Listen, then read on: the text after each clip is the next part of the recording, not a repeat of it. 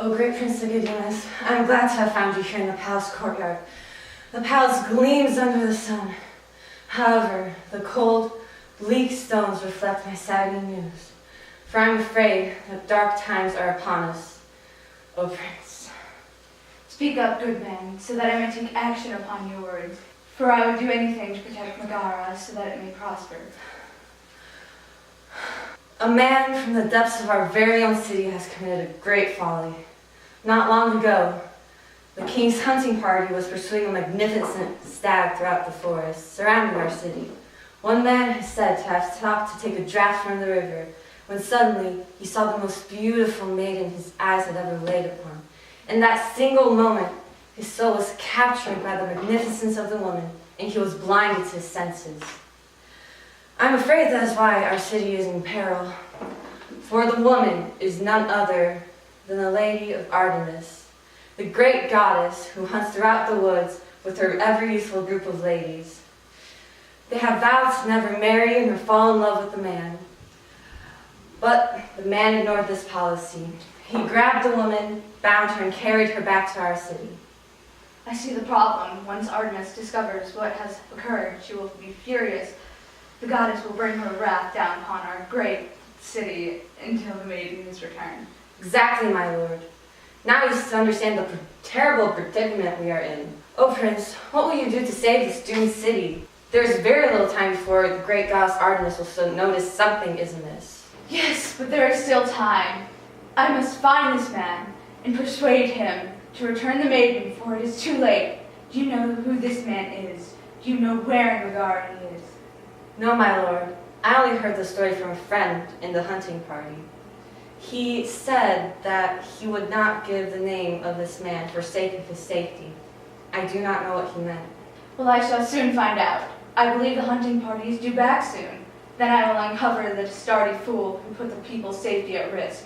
He shall pay dearly in the end if the maiden is not set free.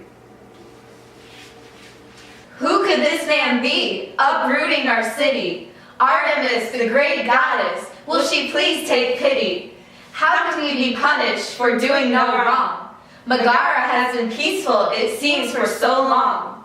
Why should this man's mistake bring Megara's fall? Worry is overtaking us, we must stand tall. The man, here he comes, we can almost see. Why, he's none other than our king. How can this be? He is our king, he's never led us astray. He'll fix his mistake, he must know the maiden can't stay. He'll protect his devoted people, he'll make things all right. The king will undo his folly by the end of the night. The king will undo his folly by the end of the night. Holy Festus, what have you done? He's brutally kidnapped me, that's what he's done. I demand to be set free this instant. It's for your own good. What I have done, my son, is found myself a beautiful maiden. I knew her company here would please me and this city, so I brought her here to satisfy that desire. Is that so wrong? I don't believe so.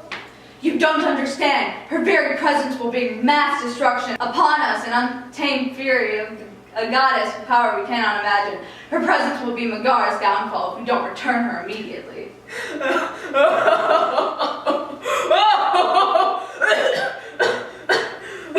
Oh my boy, you're so melodramatic. He could be a thespian, that one. I doubt Artemis will even notice that one of her maidens is missing. And if she does, oh well. It's not like she's the warrior goddess. No, Lady Artemis is the goddess of the hunt. You know what that means, don't you? Weapons. And lots of them. Weapons that could tear you up in tiny little pieces, for you could even say, my back. Well, miss, that all sounds so lovely. But you know what my city is surrounded with? Stone wall. And weapons do not cut through stone wall. Do you seriously believe a stone wall can stop the rage of a goddess? The maiden is right. You are making the greatest mistake of your life. Let her go before time runs out. Boy, I made the decision a long time ago not to deny myself of life's pleasures, or even everyday desires. I'm not about to break that promise to myself today. How can you be so deaf to the cries of your people? How can you be so blind to the chaos you are creating? You have become old and senile. You have become a true coward, fearful of facing your own mistakes. Return the girl now and retain the last shred of dignity you have left. Maybe if you do, I will no longer be ashamed to call you my father. No. My patience for your insult is wearing thin. Hold your tongue before you regret your mistakes. Now go away and forget this matter. You'll pay dearly for this, you dumb, old, despicable man. How cute. Take her to the dungeons. All hope is gone. Has the wise king just left?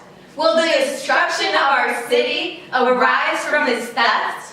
What hope do we have with our ruler led astray? Will he be convinced that the maiden cannot stay? From where could his foolishness possibly been born? The death of a wise king we people do mourn. He has been replaced by a man full of selfish pride. Greediness hurts others, even on the other side. His desires consumed him, but there is one last hope. With the valiant prince, our city may cope. He will find a way, Megara will win. A selfish king brought down by his very own kin. A selfish king brought down by his very own kin. My beloved king, my wise, sagacious prince, dare I say that your dulcet tones have fallen on the ears of the citizens? Though I am but a poor messenger, I plead you to stop this nonsense and reason it out. This man, however poor, is right. Straighten up, man, and straighten your back, for your voice of reason has shone in the dawn of these dark times. And it is reason, not foolishness, that will help us defeat the approaching ungodly times. So speak. Thank you, my wise, valiant prince.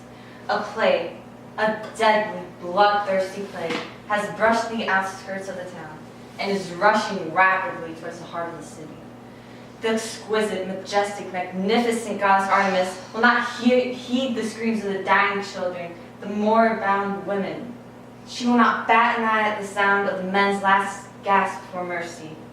On their deathbeds, each and every one, the plague clutches the heart of its victim and pours hot lead through their veins. In wrenching agony, victims drown in the cage of their own blood, choking out their last pleas of benevolence to the god within hours. Silence! I cannot bear to hear of such pain, suffering, and anguish. My people suffer, and in the intensity of my heart, my soul withers and cringes at the power of your story.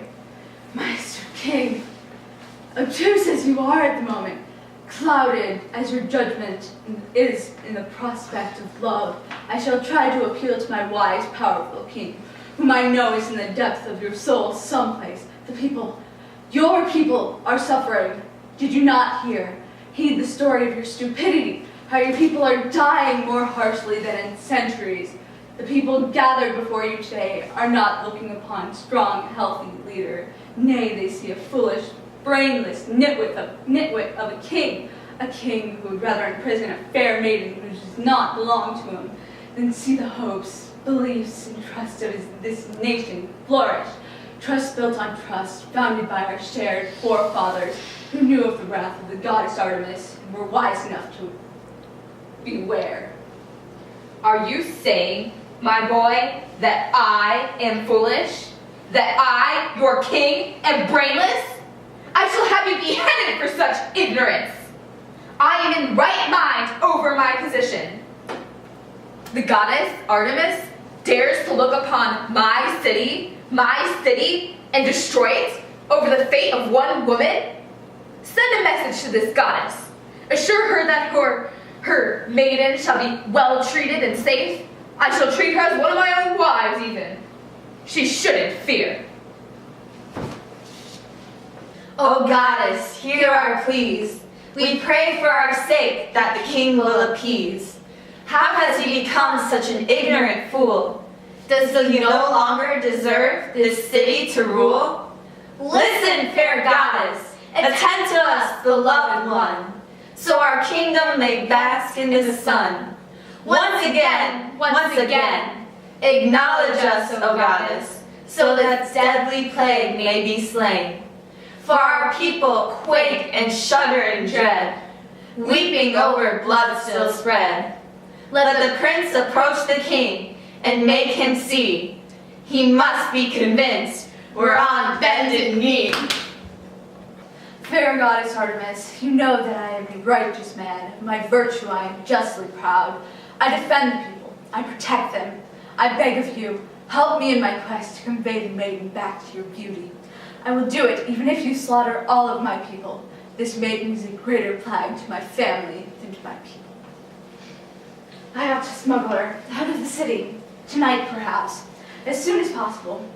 Tonight, I shall persuade her to run back to the forest with me, where I shall send a messenger to arrange a meeting place for the vengeful goddess Artemis. To take back the maiden, in return for the uplifting of the plague. When I return to my mistress, I shall prey upon these so-called innocent humans and make them pay for this atrocity. They have cost me much of my life, and I assure you, this debt will be repaid 10 times over.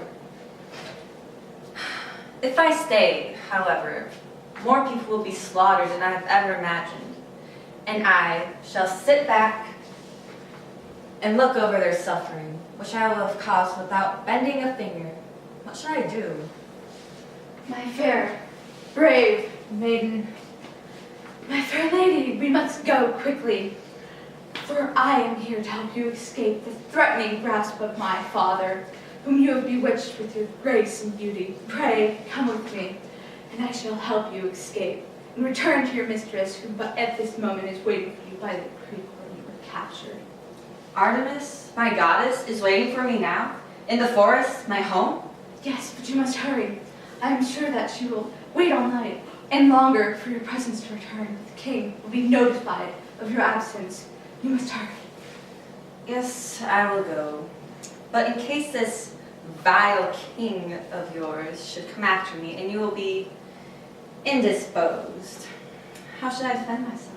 My fair lady, you are a hunter of Artemis, are you not? I am sure that you would be able to defend yourself just fine if you were attacked. Take this dagger and use it only if you are in grave danger. Oh, I will. Thank you. Will the king stop at nothing to keep his stolen prize? Will his unforgiven folly be our demise? His desire has led to our destruction and defeat. Can the prince save the maiden, or is it the king they shall meet? The king is too far gone. He's going to die. For selfishness is self-destruction in any man's eye. The goddess may have mercy on our poor townspeople, but one thing's for sure, that maiden is lethal. But one thing's for sure,